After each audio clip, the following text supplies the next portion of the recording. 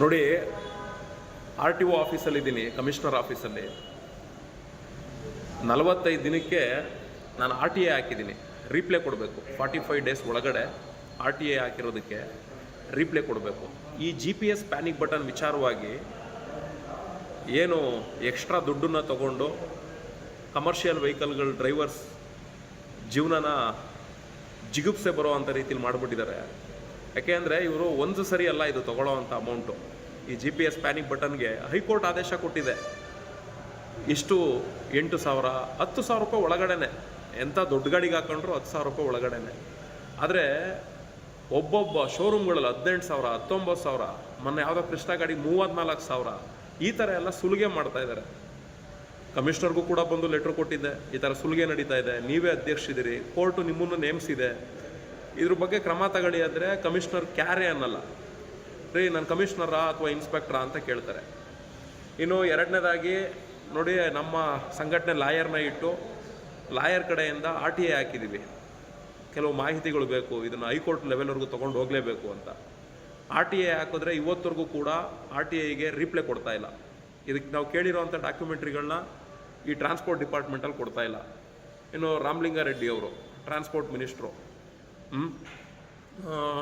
ಈಗ ಆಲ್ರೆಡಿ ಆಗಲೇ 2 FIR ಈ GPS ಪ್ಯಾನಿಕ್ ಬಟನ್ ವಿಚಾರವಾಗಿ ಏನು ಈ ಒಂದು ಅಕ್ರಮ ಚಟುವಟಿಕೆ ನಡೀತಾ ಇದೆ.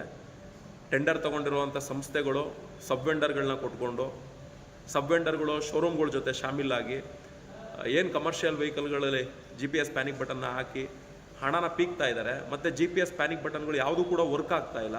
24/7 ಕಾಲ್ ಸೆಂಟರ್ಗಳಿಲ್ಲ. ಈ ರೀತಿ ಎಲ್ಲ ವಿಚಾರಗಳನ್ನ ಆಧರಿಸಿ ನಾವು ಸೋಷಿಯಲ್ ಮೀಡಿಯಾದಲ್ಲಿ ಜಾಗೃತಿ ಮೂಡಿಸಿ ಚಾಲಕರುಗಳು ಕೈ ಜೋಡಿಸಿ, ಯಾಕೆಂದರೆ ಇದು ಒಂದು ಸರಿ ಹಾಕ್ಸ್ಕೊಂಡು ನಿಲ್ಲಿಸ್ಕೊಳ್ಳೋ ಅಂಥದ್ದಲ್ಲ. ಪ್ರತಿ ವರ್ಷ ನೀವು ರಿನ್ಯೂವಲ್ಗೆ ಹೋದಾಗಲೆಲ್ಲ ರೀಚಾರ್ಜ್ ಅಮೌಂಟ್ ಅಂತ ಹೇಳಿ 2,000 ರೂಪಾಯಿ ಆಗೋ ದುಡ್ಡಿಗೆ 4,000 5,000 ರೂಪಾಯಿನೂ ಕೂಡ ಪೀಕ್ತಾ ಇದ್ದಾರೆ. ಇದು ಮುಂದುವರಿತದೆ. ಇದು ನಿಲ್ಲಬೇಕು ಅಂದರೆ ದಯವಿಟ್ಟು ಎಲ್ಲರೂ ಕೂಡ ಕೈ ಜೋಡಿಸಿ ಅಂತೇಳಿ ಸೋಷಿಯಲ್ ಮೀಡಿಯಾಗಳಲ್ಲಿ ಮಾತಾಡ್ತಾ ಇದ್ದೀವಿ.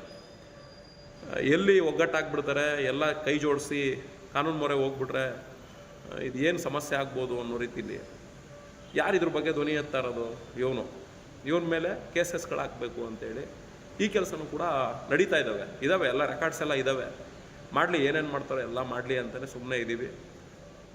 ಯಾಕೆ ಅಂದರೆ ಅಧಿಕಾರ ಇದೆ ಇಲ್ಲ ಅಂತ ನಾವು ಹೇಳಲ್ಲ. ಅಧಿಕಾರ ಇದೆ ಅಂತೇಳಿ ಕಾನೂನು ಇಲಾಖೆನ ಬಳಸ್ಕೊಬೋದು, ಇಲ್ಲ ಅಂತ ನಾವು ಹೇಳಲ್ಲ. ಆದರೆ ಕೋರ್ಟು ಕಾನೂನಿದೆ, ನಾವು ಕೂಡ ಕಾನೂನಿಗೆ ಗೌರವ ಕೊಡ್ತೀವಿ. ನಮ್ಮ ಸಂಘಟನೆಯ ಲಾಯರ್ ಮುಖಾಂತರ ನೆಕ್ಸ್ಟು ನಾವು ಇದನ್ನು ಇಟ್ಕೊಂಡು ಯಾವ್ಯಾವ ರೀತಿಯಲ್ಲಿ ಮುಂದುವರಿಬೇಕು ಅಂತಲೂ ಕೂಡ ಖಂಡಿತ ಸಾಕ್ತೀವಿ. ಎದುರಿಸಿ ಕೇಸ್ಗೆಲ್ಲ ಹಾಕ್ಸಿ ಧ್ವನಿ ಕುಗ್ಗಿಸ್ಬೋದು, ಬರದೇ ಇರೋವಂಥ ರೀತಿಯಲ್ಲಿ ಹಿಂಜರಿಸುವಂಥ ಕೆಲಸಗಳು ಮಾಡ್ಬೋದು ಅನ್ನೋ ರೀತಿ ಮನಸ್ಥಿತಿ ಇತ್ತು ಅಂದರೆ, ಅಂಥ ಮನಸ್ಥಿತಿಯಲ್ಲಿ ಏನು ಈ ಆ್ಯಕ್ಟಿವಿಟೀಸ್ಗಳು ಮಾಡ್ತಾ ಇದ್ದೀರಾ ಇದನ್ನು ನಿಲ್ಲಿಸಿ.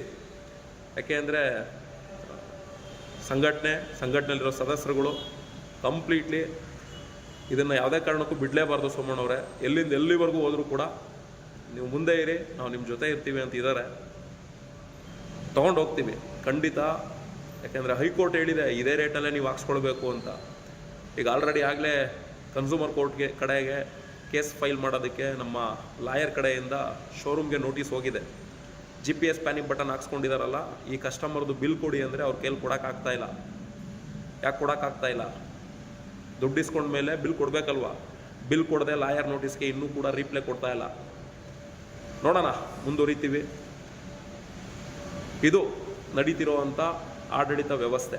ಒಟ್ಟಿನಲ್ಲಿ ಧ್ವನಿ ಮಾಡಿ ಯಾರೇ ಪ್ರಶ್ನೆ ಮಾಡಿ ಕೇಳಿದ್ರು ಅಂಥವ್ರ ಮೇಲೆ ಕೇಸಸ್ಗಳು ಹಾಕೋವಂಥದ್ದು. ಮುನ್ನೆಲೆಗೆ ಬರದೇ ಹೋದ್ರೂ ಹಿನ್ನೆಲೆ ಮುಖಾಂತರ ಏನೇನು ಕೆಲಸಗಳು ಮಾಡ್ಬೋದು ಅದನ್ನು ಮಾಡ್ಬೋದು ಅನ್ನೋ ರೀತಿಯಲ್ಲಿ ಆ್ಯಕ್ಟಿವಿಟೀಸ್ಗಳು ನಡೀತಾ ಇದೆ.